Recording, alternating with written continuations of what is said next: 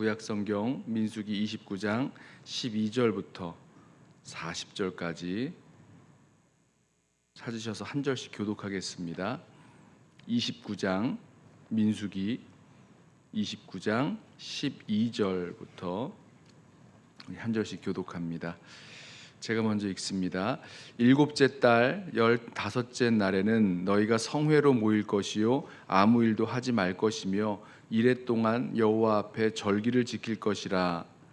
너희 번제로 여호와께 향기로운 화제를 드리되 숫송아지 13마리와 순양 2마리와 1년 된 순양 14마리를 다 흠없는 것으로 드릴 것이며 그 소제로는 고운 가루에 기름을 섞어서 숫송아지 13마리에는 각기 10분의 3이요 순양 2마리에는 각기 10분의 2요 어린 양 14마리에는 각기 10분의 1을 드릴 것이며 상번제와 그 소제와 그 전제 외에 순염소 1마리를 속죄제로 드릴 것이니라. 둘째 날에는 숫송아지 12마리와 순양 2마리와 1년 되고 흠없는 순양 14마리를 드릴 것이며 그 소제와 전제는 숫송아지와 순양과 어린 양의 수요를 따라서 규례대로 할 것이며 상번제와 그 소제와 그 전제 외에 순염소 1마리를 속죄제로 드릴 것이니라. 셋째 날에는 숫송아지 11마리와 순양 2마리와 1년 되고 흠없는 순양 14마리를 드릴 것이며 그 소제와 전제는 숫송아지와 순양과 어린 양의 수요를 따라서 규례대로 할 것이며 상번제와 그 소제와 그 전제 외에 순염소 1마리를 속죄제로 드릴 것이니라. 넷째 날에는 숫송아지 10마리와 순양 2마리와 1년 되고 흠없는 순양 14마리를 드릴 것이며 그 소제와 전제는 숫송아지와 순양과 어린 양의 수요를 따라 규례대로 할 것이며 상번제와 그 소제와 그 전제 외에 순염소 1마리를 속죄제로 드릴 것이니라.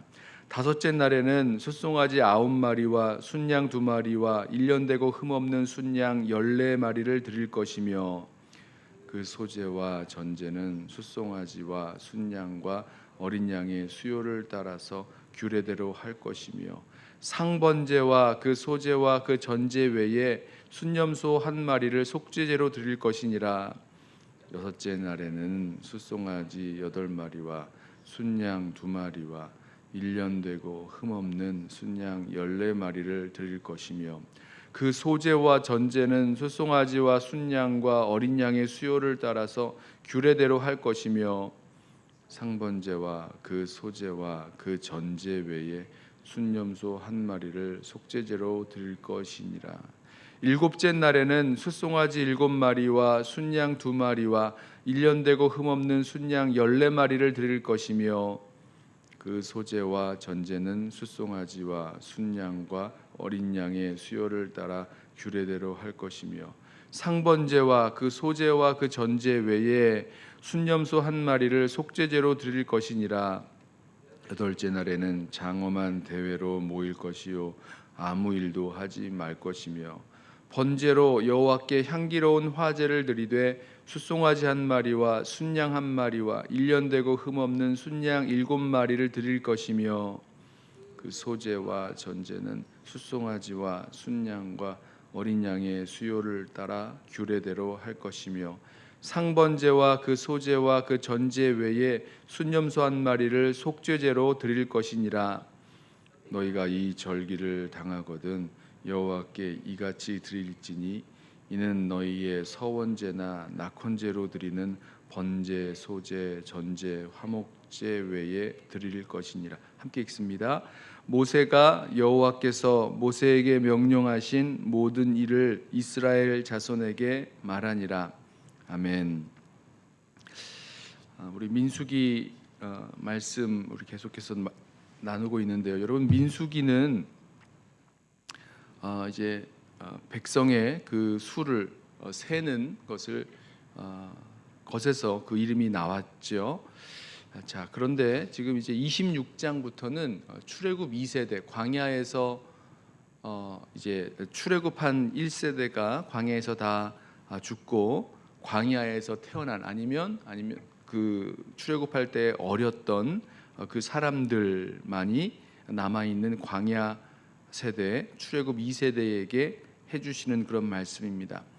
그런데 이 출애굽 2세대에게 이 광야 세대에게 하나님께서 이 가나안 땅에 들어가서 지켜야 될 그런 절기들을 다시 말씀을 하셨어요. 물론 절기만이 아니라 매일 드리는 상번제에 대해서도 말씀하셨고, 또 안식일을 지키는 것, 또 월삭 초하루를 지키는 것에 대해서도 말씀을 하셨고, 그리고 나서 뭐 유월절, 칠칠절, 장막절, 대속제일, 나팔절 다 이런 절기들을 말씀을 하셨어요.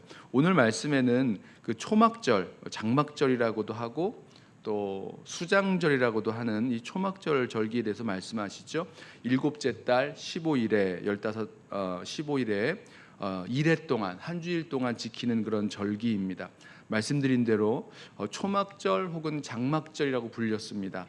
그것은 이제 광야 40년 동안 광야에서 살 때에 집을 짓고 살지 않잖아요. 이동하며 나아오는 이스라엘 백성들이 광야에서 초막을 짓고 장막에서 텐트에서 살았던 그때를 기억하게 하시는 거죠.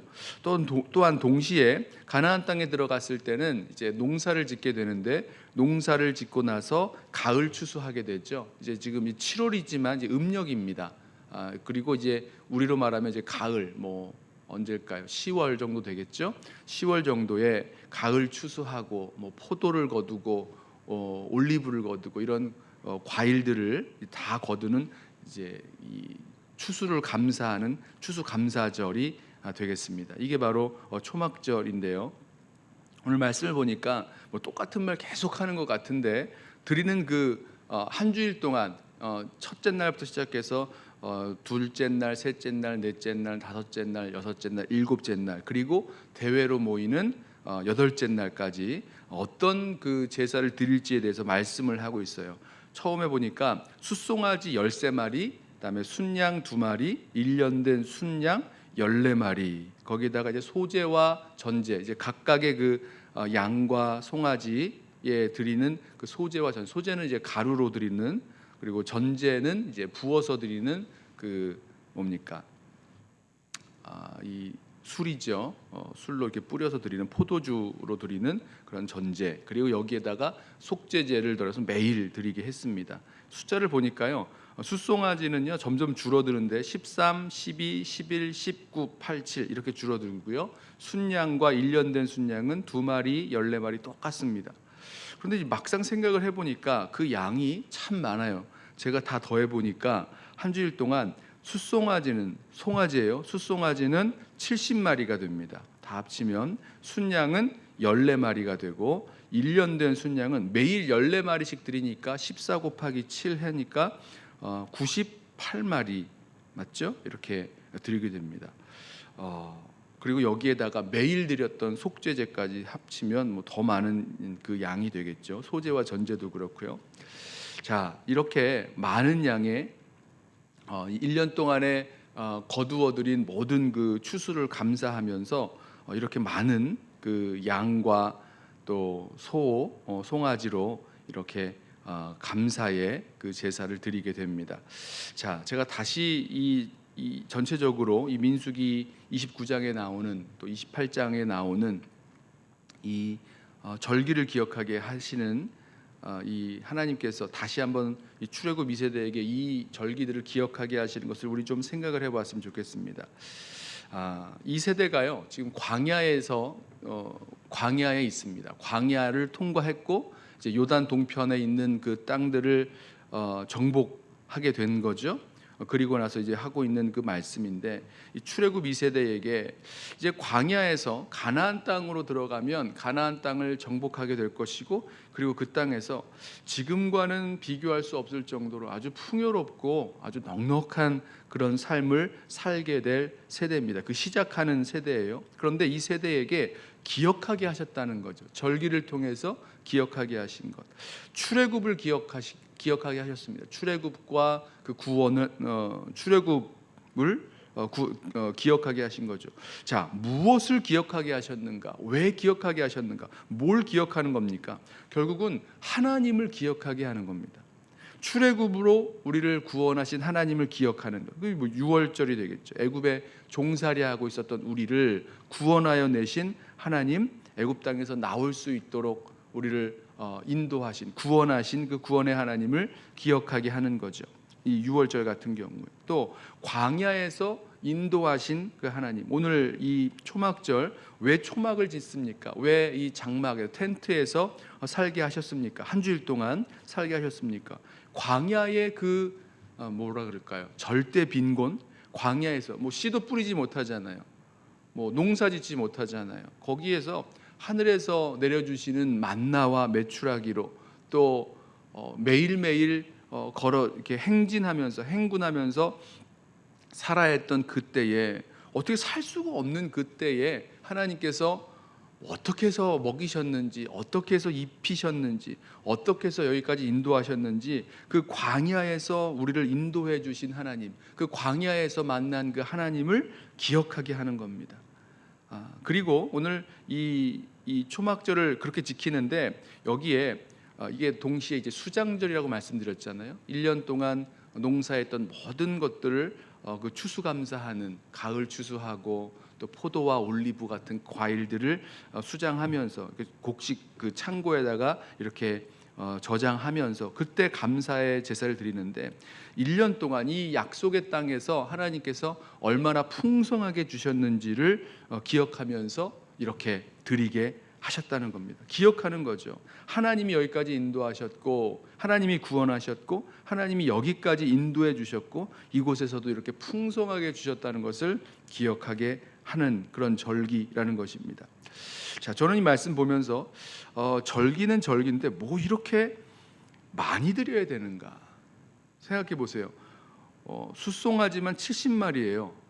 순양은 14마리, 1년 된 순양은 98마리, 뭐 100마리에서 2마리 모자란 이 어마어마한 양의 이 풍성한 그 제물을 드리게 되는데, 아니 이렇게까지 많이 드려야 되나 이런 생각이 들었어요. 근데 말씀을 읽다 보니까 우리 그 안식을, 여기 이제 보면 대회로 모일 때 아무 일도 하지 말라 그랬잖아요. 안식일 같은 건데요.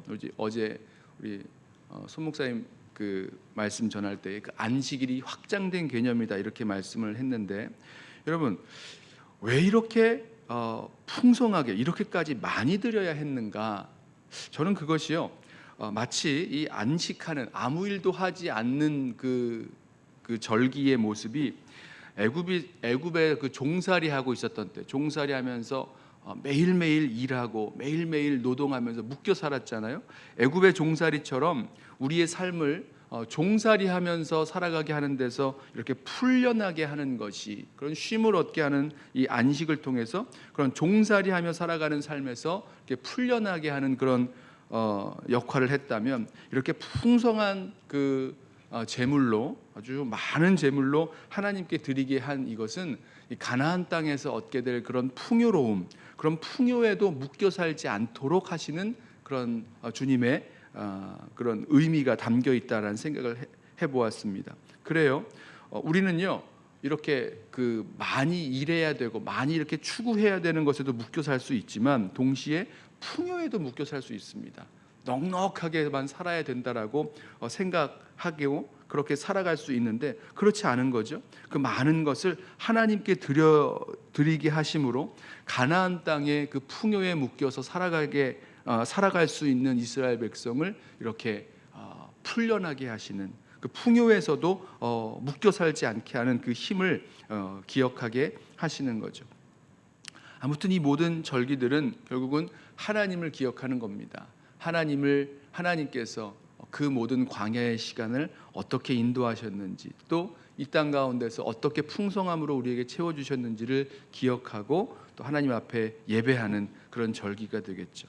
오늘 저와 여러분에게도 아까 우리 그 추수감사절 그 찬양을 부르면서 좀 절기 찬양인데 이때 부르는 게 맞나 이런 생각이 들 정도로 좀 의아해 하실 수도 있었을 텐데, 그런 생각이 듭니다.